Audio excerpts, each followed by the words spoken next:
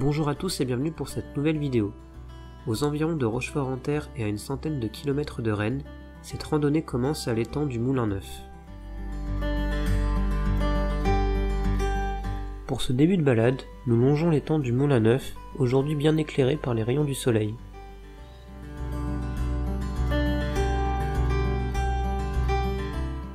D'abord naturel au XIXe siècle, l'étang du Moulin Neuf fut ensuite asséché afin de permettre le développement de terres agricoles.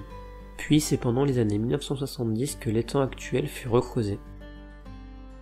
S'étendant sur une superficie de 14 hectares, l'étang est propice à de nombreuses activités avec sa base de loisirs, mais aussi via la pêche ou la promenade.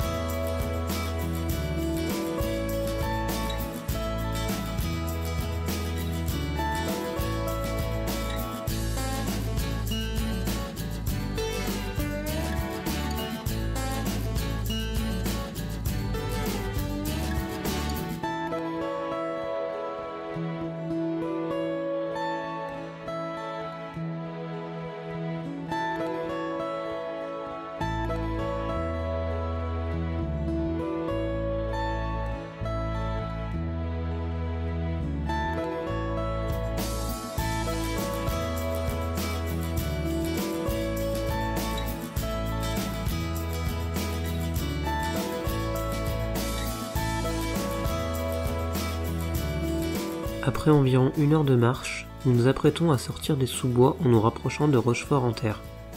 Avant cela, nous découvrons la chapelle Saint-Roch, d'abord construite en 1527.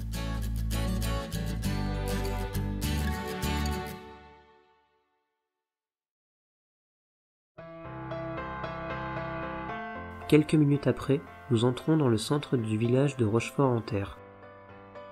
Mais avant de nous diriger vers la place du village, il serait dommage de ne pas faire un petit détour au château.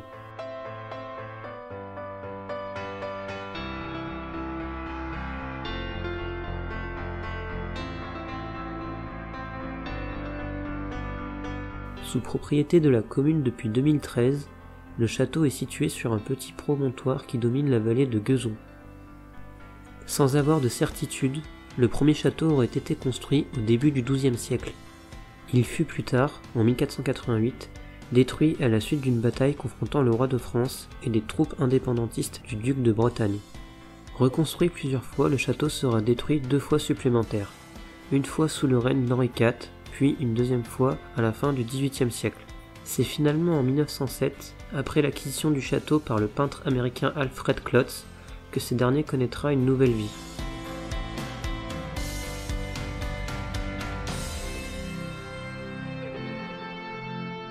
L'itinéraire se poursuit dans le centre de Rochefort-en-Terre. Faisant partie des plus beaux villages de France et des petites cités de caractère de Bretagne, le village dévoile quelques particularités. Depuis la place du Puy, on peut notamment observer des habitations en granit et à colombage qui font tout le charme de ce village d'exception.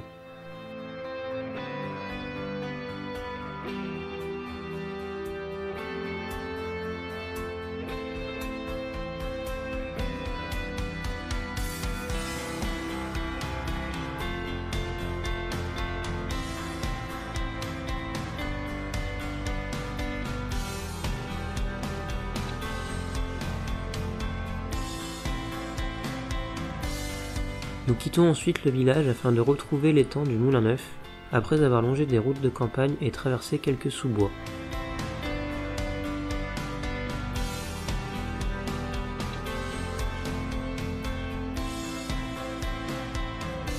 Il nous suffira alors de longer l'étang et la route pour ensuite retrouver notre point de départ.